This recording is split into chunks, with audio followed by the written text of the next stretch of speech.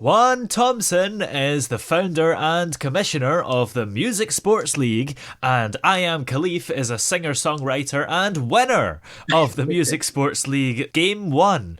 And they're both on the line with us here just now. How are you both doing? I am doing well. Excited to be here, Toby. Thank you so much for having me on your show. I appreciate it a lot. Yeah, thank you as well, Toby. This is awesome. Yes. Now, first of all, Juan, what actually is the Music Sports League? How does it all work?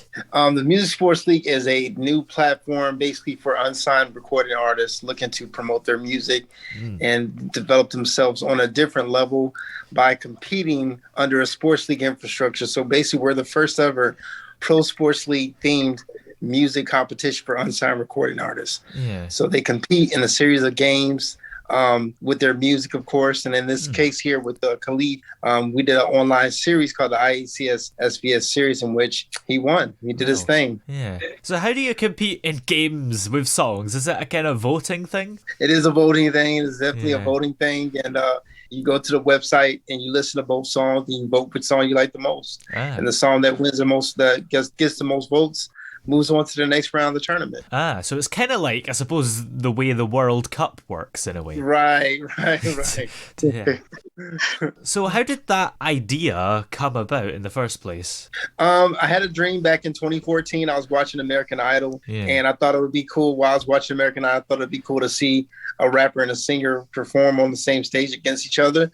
Ironically, coincidentally, that night I had a dream I was in an arena, and the arena was really electric. The crowd, the atmosphere reminded me of a sports league type of competition, and so happened that was a singer and a rapper on stage competing against each other.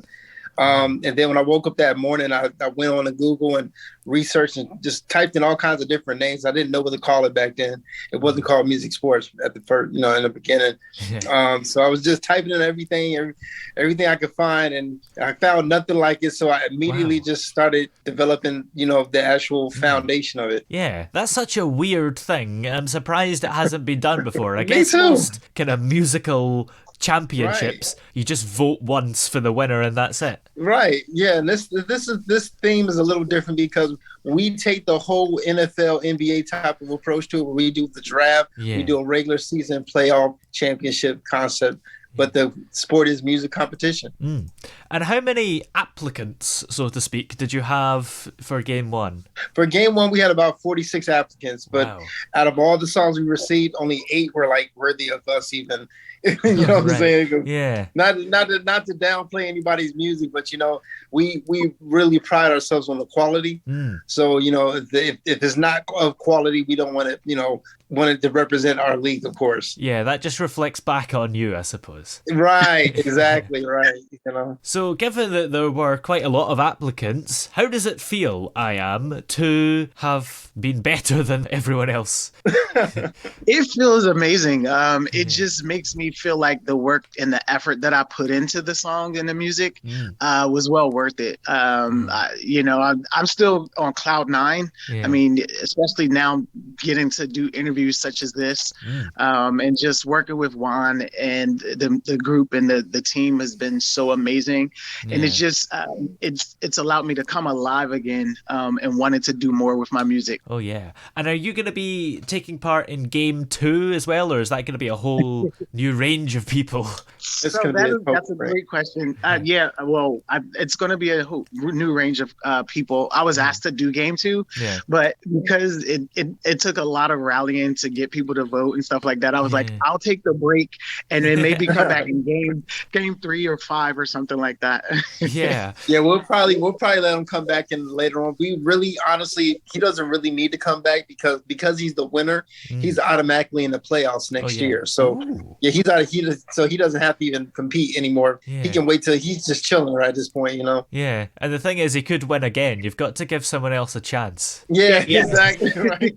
Yes, because to be honest, I'm a tough competitor, and so I think I competed pretty well through this. Yeah, you did. Yeah. So it's interesting you mentioned the playoffs then. So there's another stage to this in the future. Right. So next year we're going to be doing the playoffs, which is actually a live on stage competition. So Khalif will be going against the other 7 champions live on stage for the championship, and the winner of that will be flown out to Hollywood, California to perform on this show called Fat Tracks Live. It's actually a Hollywood, California live televised show. It's going to be awesome. Yeah. Really good deal. That sounds quite thrilling. So they have to actually perform the song live on stage then in front of an audience? Well, not just that song, because it's actually 3-round competition. Yeah. So they gotta perform a new song each round. Yeah. So they have to actually have more than one song that they've written then as well. That's right. Yeah. The champion will be performing 3 songs that particular night. Yeah. To win it. Okay. That's a lot. Yeah. So in terms of some songs that fell short of the quality, was that just in terms of they weren't your taste, or were there kind of profanities maybe in them that you didn't really want to have? I don't know. Yes. Profanity is a big thing. We don't accept any profanity. The music does have to be radio edited. Yeah. We do display that on the site for the rules, but unfortunately we get a lot of submissions where they bypass the rules, I guess. Yeah. And then my team has to reach out to them and say, hey, do you have a radio edited version for the song? And they're like, no. Like, well, then why? I don't understand. Why would you not have a radio edited version for your single? But the quality is a big thing. It's an all genre competition. So anyone rapper, singer of all genres, pop, country music, it doesn't matter what genre. It just matters the music. Yeah, because my the semifinal round, I went against a Latin artist, which was pretty cool. Yeah, he was amazing. So he was amazing. Yeah, he was. Guido Rodriguez was amazing. Yes, he was. And is that fair? Because you're kind of picking your favorite genre in a way if you have 2 genres going against each other, aren't you? And I will say this, and that's a great pointer that was your thing you pointed out, because the purpose of the competition, doing it all genre, was to open people's ears, and open them, because for someone that you never know, someone could have went to our site and listened to I Am Khalif and said, yo, I'm not really into R&B type of music, but it's a really nice song. I like that song. You know what I'm saying?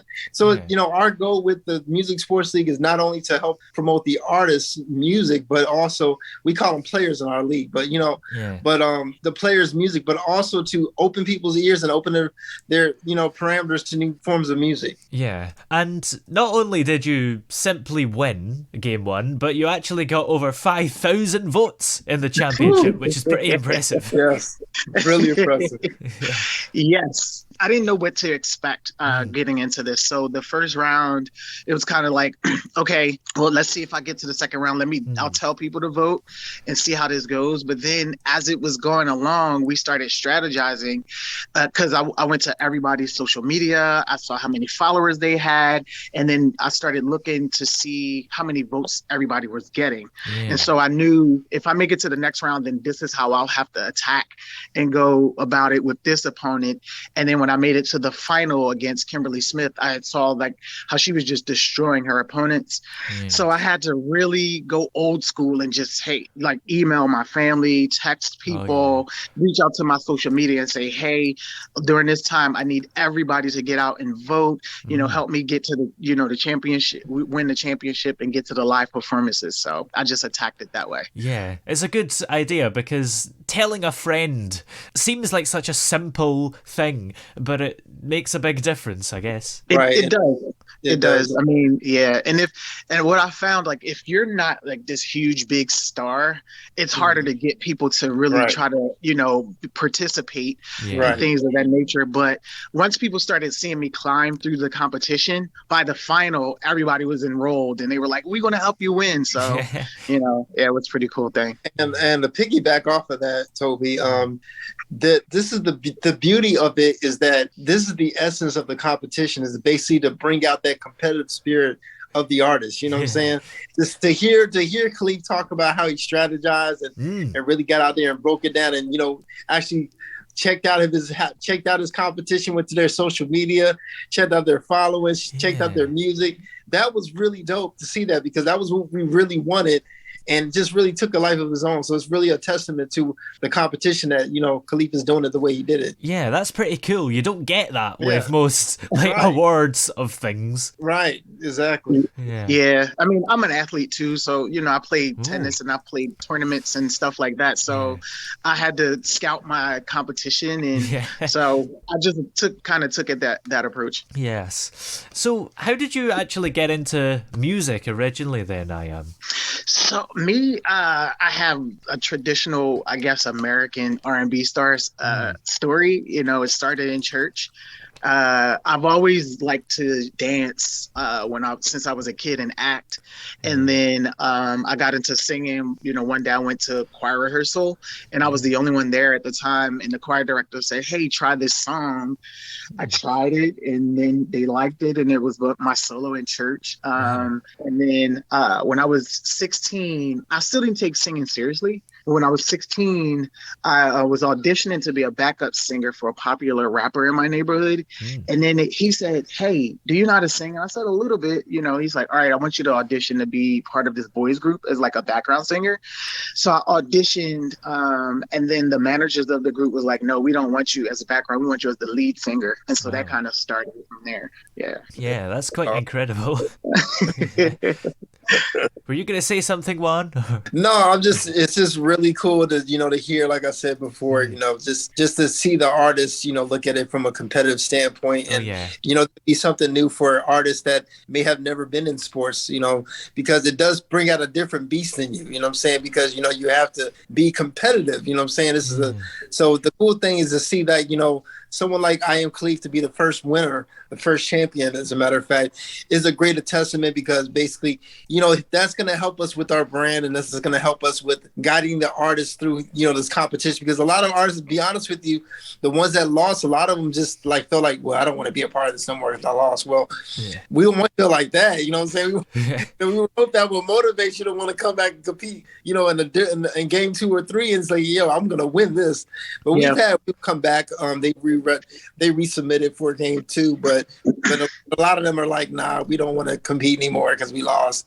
So that mindset, we don't want that mindset. We want them to use it as something to inspire them to want to compete at a much more competitive level next time. Yeah. Well, that's the thing about music and the industry and trying to make it. You're going to get a lot of no's, right? You're going to get a lot of. I got all of that stuff. When I first met the guy who was my manager years ago, he took my earlier music to the labels, and they were like, "Are you kidding me?" They laughed at me. You know what I mean? Yeah. And then I worked hard. 6 months later, I came up with my single that was out called "You Got Me Singing," which hit the BBC charts at like 51. And so they were shocked, like, this is the same person. You know what I mean? So you just have to keep trying, even now, like up until like a few years ago, I was getting some, no's or what have you. But I just keep plugging away and keep trying to work hard and do things like this, the competition, to keep things alive, fresh and fun, and, keep me motivated. Yeah, that's kind of what I was going to say as well, because to be successful in the music industry, you kind of have to be competitive anyway, don't you? Right. Yes, right. Absolutely. Yeah. I'm a very competitive person. I don't like being told what I can't do. Yeah. So what I do is I fuel that, and I work on, whatever said that I couldn't do. And then I try to, get better at what I do in my vocals and my music and, just my artistry. I try not to take offense to certain things. I just try to use it and say, hey, this is where I probably could, do better. Yes. So game 1 has finished, of course. How many more games are there before the big stage next year? So it's a total of 8 games. So we're now in the submissions round for game 2, which is allowing the players to submit their music to compete, because we do a draft. After submission rounds close, we do a draft and we select the actual 8 songs that's going to make it into game 2, and then they contest in a single elimination tournament. And then like Khalif, you know, you either win or you lose. Yeah. You know what I'm saying? So, but I want to say, I gotta say, man, you know, Khalif is like he is like the ideal model of what we look for in a music sports athlete. This is my first time ever saying this on record, music sports athlete, right? So that's a cool thing to say. So, you know, he is like the model of music sports athlete. You know, never give up. If you lose, hey, take the notes and see what you can make yourself better for the next round of competitions.